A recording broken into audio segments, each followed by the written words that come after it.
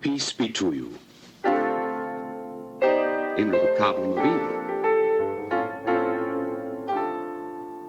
Let us begin with the question. Kia ora, and now my haramai to another episode of Curiously Catholic, the Evangelion podcast. That's right, we've got another episode. A bit late on posting this one because I had night shifts, which meant I was sleeping on Friday when I should have been filming and posting this. I did an episode with Tim Wilson from the Maxim Institute. Go check those guys out. They're really interesting. Tim has got a great story about his conversion to Catholicism and his life as a journalist, and so we go into a bit of that and talk about some really cool stuff there. There's lots more that they do as an institute, so you go and follow them. I think it's more around political policy and what have you, but they're a great institute, so you check them out. Also, don't forget about Evangelion in all your prayers and in all your ideas. If you want to get involved, please do check us out and click the link below if you want to go for a coffee with me. Click the website below if you want to donate, and please do consider us in your prayers. So without further ado, let's get on to the interview with Tim Wilson.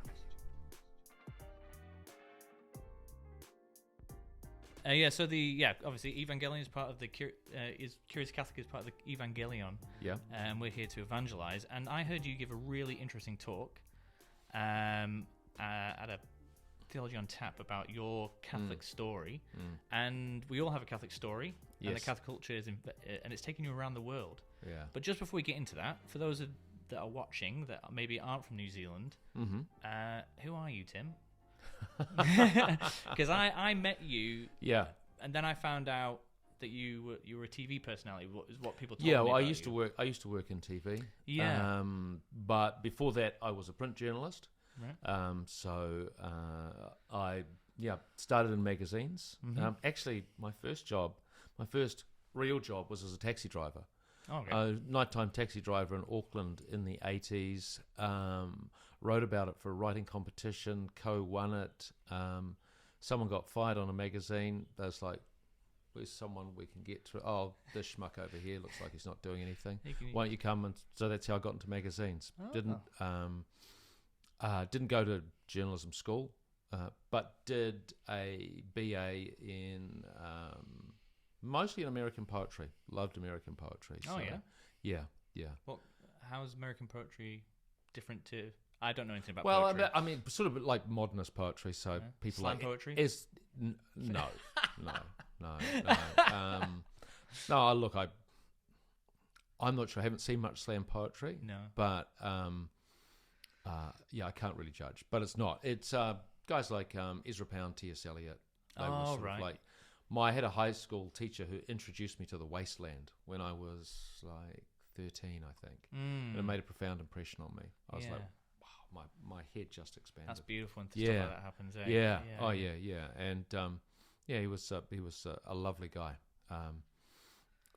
But we have those, those people that sort of that move us through our lives. And I think that's one of the things that's interesting about like the Catholic life, which is kind of one of the segments we do, and I try to work out how to live a Catholic life, is that, God has created us with certain things in our heart, and when we interact with them, when we discover them, it makes us more than who we were. And a bit like me when I found like nursing, it's like I took to it like a duck to water. And when I'm in the hospital, I don't feel like I'm at work. I'm just doing the thing that I would normally do. Yeah.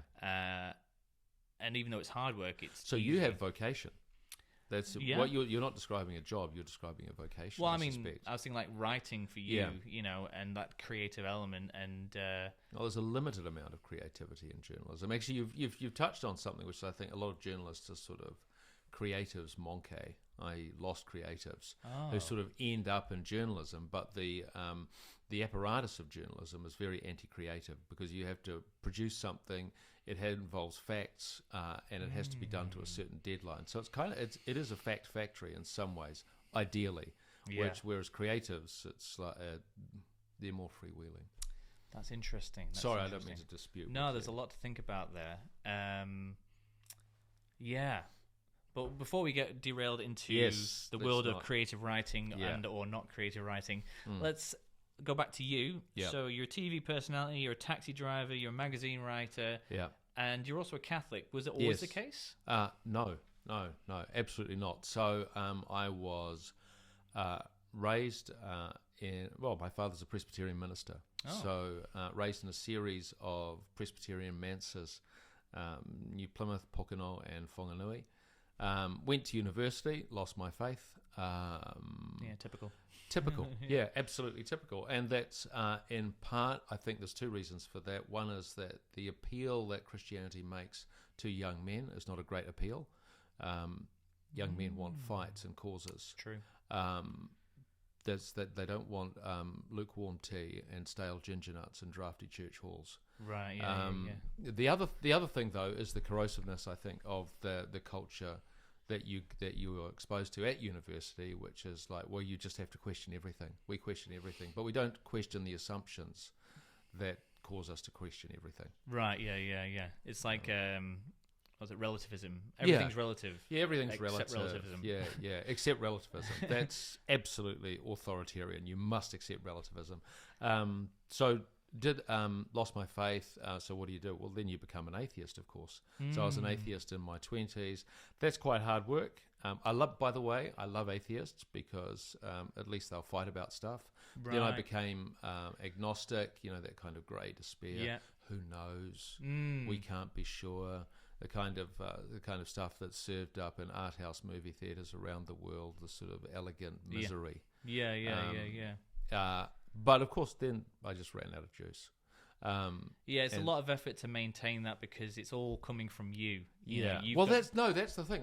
That's like, so when I was presented with the church, and we'll get to that. But one of the things I had to conclude was I'd been wondering about I had come to a point where I needed to get answers to the questions about what is meaningful, why are we here on the earth, what am I actually really doing, and I had been thinking about those questions on and off for about 45 years, but the Blessed Mother Church had been grappling with them vigorously for 2,000 years. Right. Yeah. So I ran the numbers. I was like, you know what, I'm going to shut up. It was also a merciful release though, because we have this notion at the moment, or it's quite prevalent, that we are self-curated, self-created, self-actualizing figures.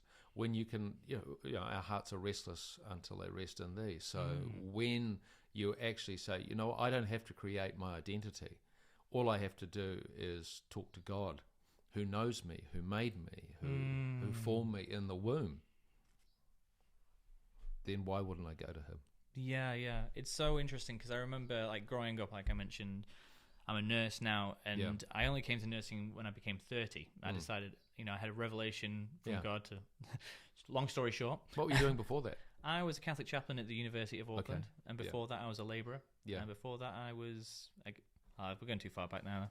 But long before that I was lost. You've had several lives, Dawn. Yeah. Well, I was lost too. So, I became a nurse when I was 30, but my whole childhood I was like, I wish there was a family business that I could just get into. Yeah. And two sides to that, I realized when I had this revelatory moment of I need to become a nurse, was my dad's a nurse, my mum's a nurse, her mum was a nurse. That is the family business. That's the family business. What were you thinking? I don't know. But the second point to which is more like pertinent to what we're talking about is when I turned to God and asked, who am I? He showed me what I needed to do. So like spending that, like the beauty of my time in the chaplaincy was it gave me that opportunity to sit in prayer. Yeah. Like we were essentially a religious order, but obviously not. We had prayer 3 times a day. Yeah. We did morning prayer, afternoon prayer, and 3 o'clock prayer. And so I was doing that every day, and I was living a life, and I was trying to be Catholic.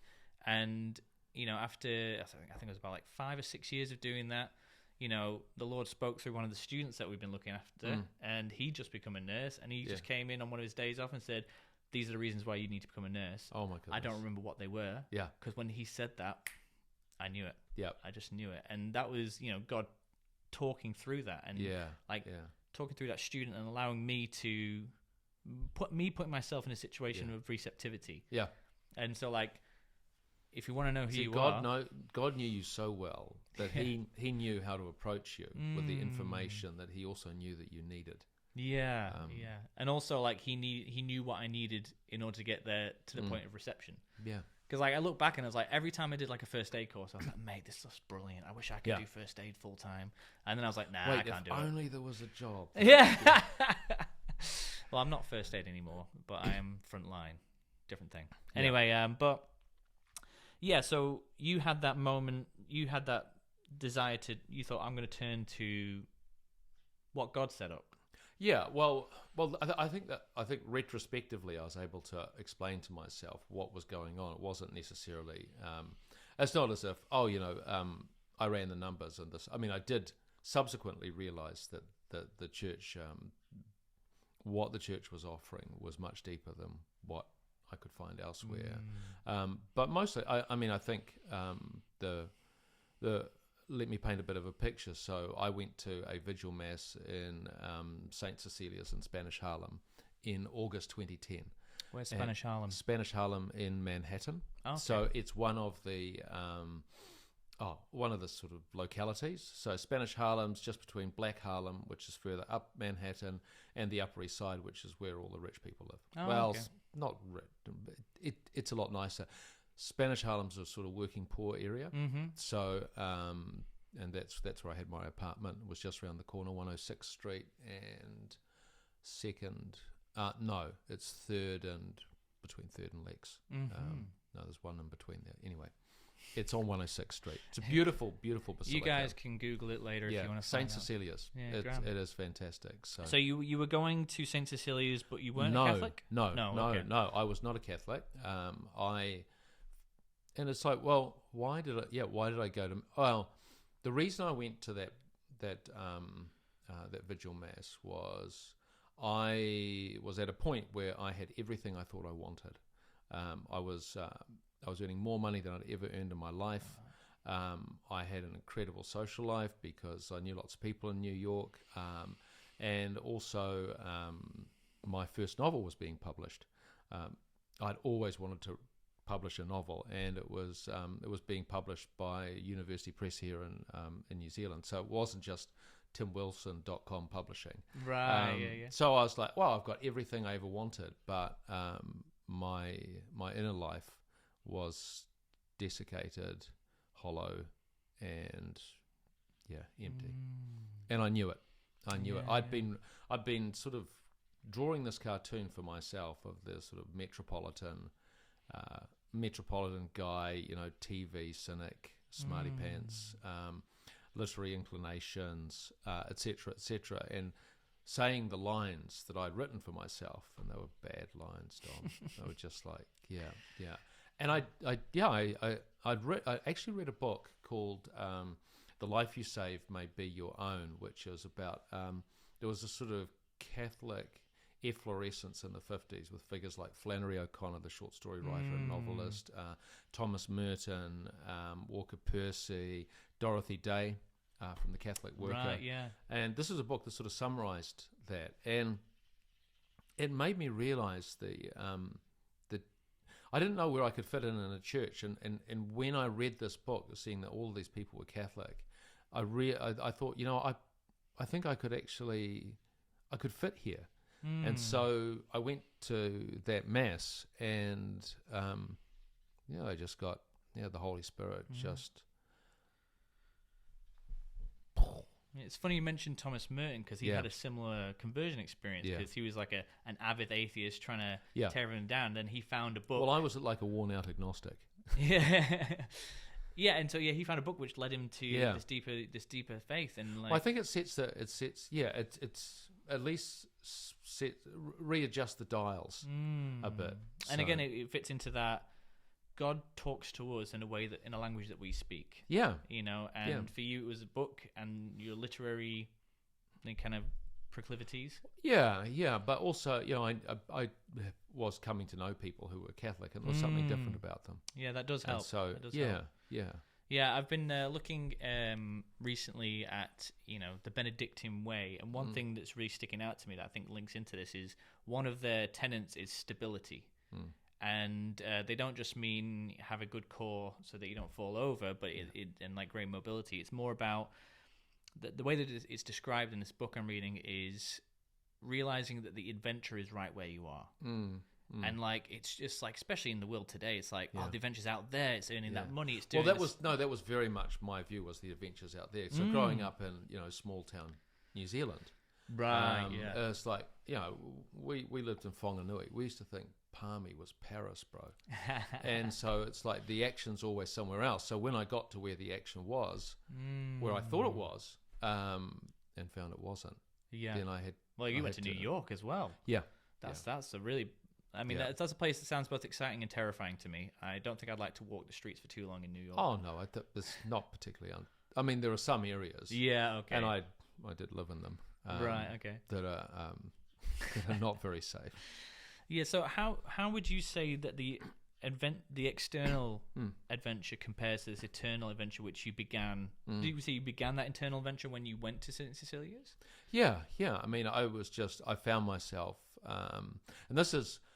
So, as someone who's raised in the Presbyterian faith, and I had wonderful models of faith in my parents, I just didn't want to be that person for a variety of reasons. And so, when I came, you know, when you're in Presbyterian terms, it's all about the homily, right? Okay, right. So it's like that's what seals the deal. But what for me, the parish priest was Father Peter Mushi, who's Tanzanian, and had a strong accent, so I didn't really get much of the homily. But it was the liturgy. The liturgy is the stand up, sit down, kneel. That was something that I think, just connected me bodily to the rhythms of the rhythms of how we approach God, and being in this beautiful, beautiful building as well. There was just it. Yeah, I think I'm someone who is aesthetics move me.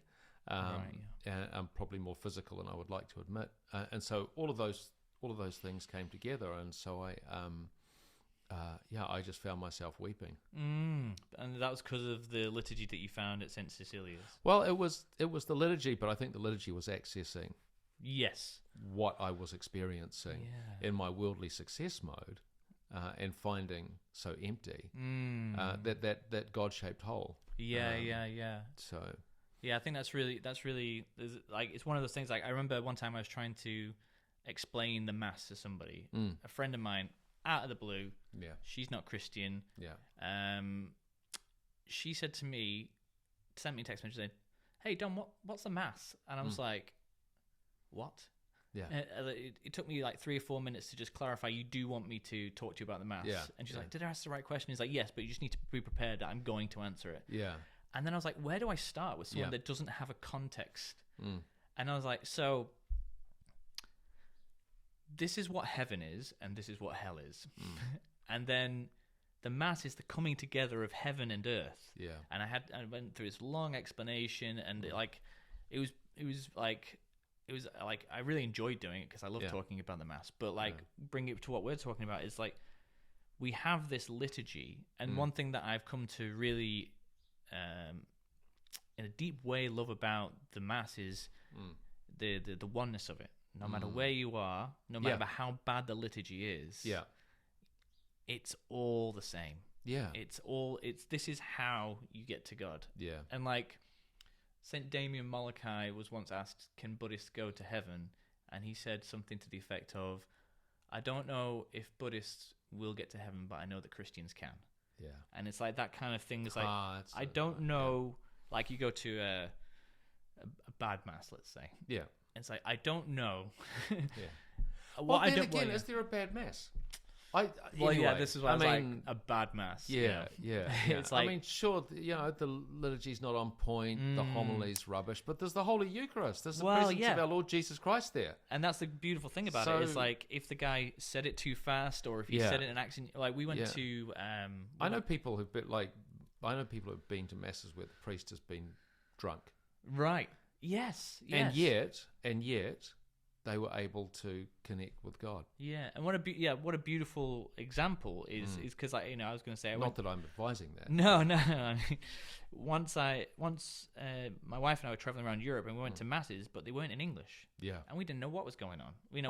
Like through the sitting and standing. But you do know what's going on. Like I went to this wonderful mass in Mexico, and it was in a church that I'm trying to remember what the city was. It was a tourist town. I was there to interview a bunch of Hollywood stars, and I went to the mass, and there were no walls in this church, and on the crucifix, our Lord looked like a surfer. It was just, but it was it was just so wonderful. I mean, kids were there. It was sort of like a village atmosphere. They brought their dogs, and it was just, and I was like, this is still legible to me. That is like, wow. So this is actually what heaven might look like. Yeah, well, that's what we found. Is like we were in Germany, we were in Hamburg, and this church, it's one of those churches where like it's in one of those locations where you can't really have a parish because it's just so transient. Right. And so they did the mass parts in Latin, and so it's like, I know what's going on. Yeah. But like as far as everything at the homily and the scriptures, I had to get my phone out and read them. Yeah. And that was just do the daily readings, so you're connected as well. Yeah. So it was a different it was a different experience, but at the same time I knew what was going on. And I think that's like the depth of the church is like speaking a language that everyone can speak, even if they don't speak the language. But also I think the depth of the church is that it gives you space for your human smallness. So you don't, I mean, the contemporary configuration is that you have to be larger than life, but I think in the Catholic configuration you can just be as small as your own life is, and there's a balance there. Yeah, and a humility. It's like you actually don't have to overcompensate. Again, it's like, you have to make up all the answers. You know, who am I? What am I doing? Why am I here? It's like, no, just rest in Him. And we see that in like the Trees of Little Flower and even the Benedictines, like I mentioned earlier. Like it's a very humble, like inward life. It's not like the social media world and stuff. But bring you back to Saint Cecilia's. That's your start of that internal adventure. Yeah. And where did that lead you? A penitential period called RCIA, Roman Catholic Instruction for Adults. Yeah. But no, that was great too. But it's what I loved. See, what I also loved about the church was it's like, well, you can come, but we're not going to. There's not going to be an altar call. It's like you have to come to us because we've got the answers. Right. Not we've got the answers. It's not. What am I trying to say? It's just the church. I guess often in some in some denominations it's like come. We think you're awesome. It's like the church was quite indifferent. It's like actually you have to change your life if you want to join us. And that was the challenge I was looking for, because I knew the life that I was living was not it was not the life I wanted. Right, yeah. And I used to sit there like glowering at because guys would go up for the Holy Eucharist and they'd be on their phones. Right, yeah. I'm like, I want this. It's like, but you can't have it until you've been through this preparation. And that is what they were saying to me was, this has value. You can't just like a consumer in a Walmart pick it up and go, I like the look of that, I'll take it. Yeah.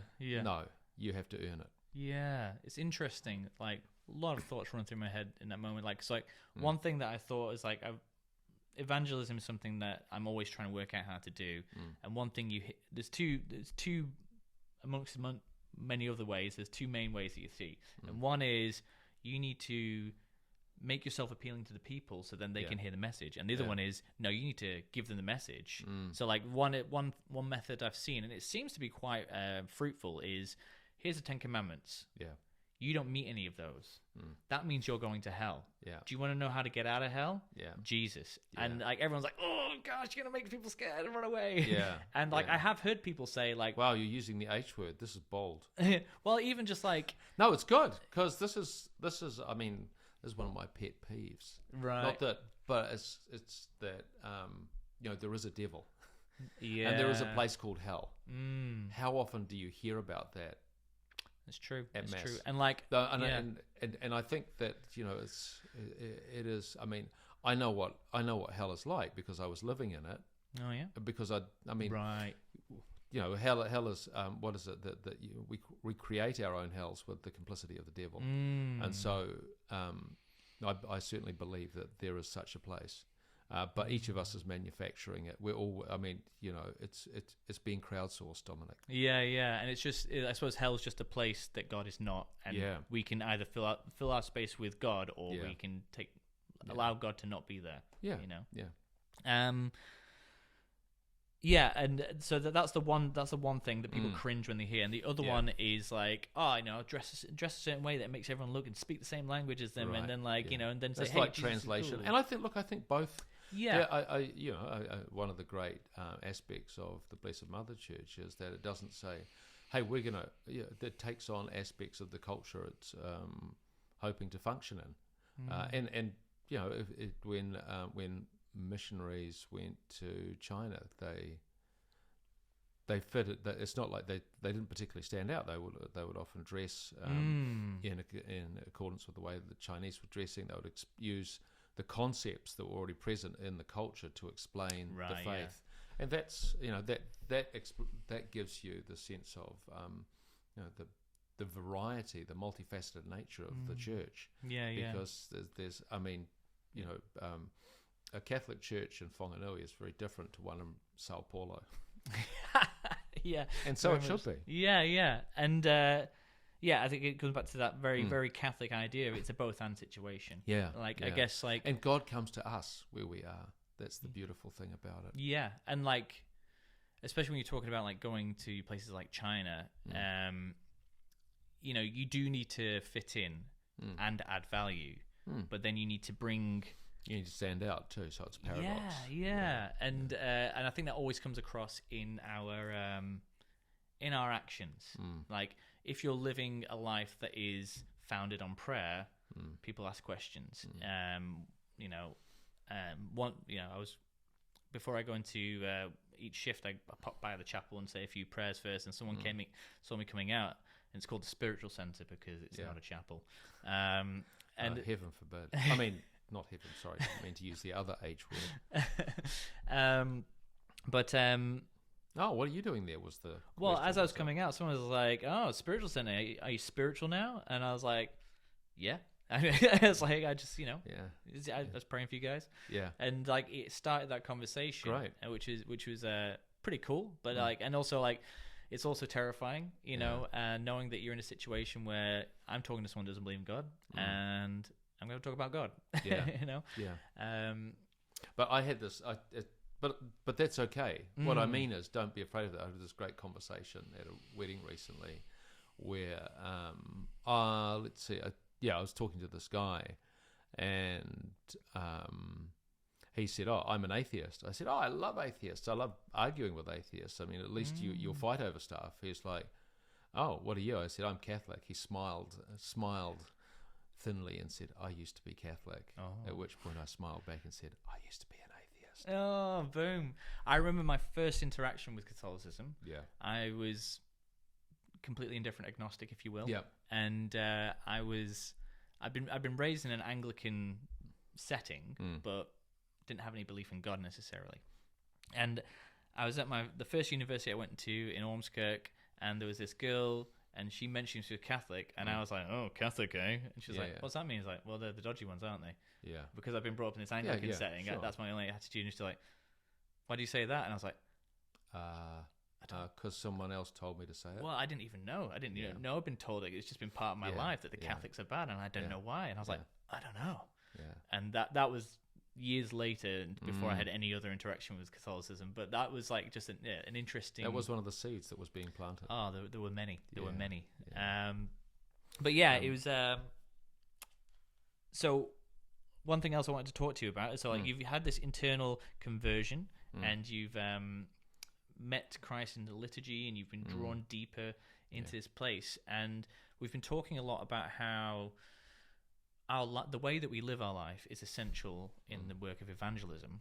But because you are somewhat of a wordsmith, You wrote for magazines because you were the only one left, and you've been on TV and I was you've been the on only one radio. left. That's the way you made it sound. Well, no. It was, I mean, I arrived at the end of the sort of ascendancy of magazines. So it's been, so, yeah, I mean, I've been made redundant several times in my career, yeah. The first time you get made redundant, it's a tragedy. The second time, it's a comedy, because you realise it's not about you. Right, yeah. But, so, I mean, and having said that, I do sympathise with people who are made redundant. But the way they did it once was like we got marched into the boardroom. We knew it was coming. We got marched into the boardroom. There's nothing on the boardroom table except for a box of tissues. At which point, one of my colleagues starts sobbing helplessly. It's like, wow, you guys are doing this the bad way. Yeah. Well, because I suppose redundancy isn't you're fired because you're incompetent. It's you're fired because the business model's collapsed. Yeah, you're useless.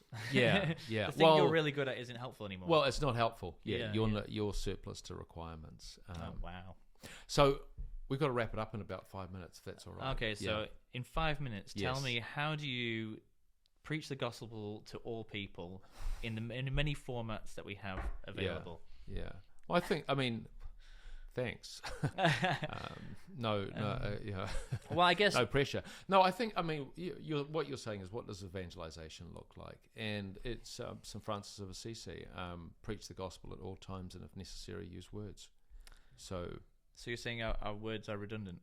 No, I'm saying that our words are part of a much wider context of our responses to people, our disposition, the fact that, say, we don't gossip in the hallways about our colleagues like other people might, ideally. Yeah.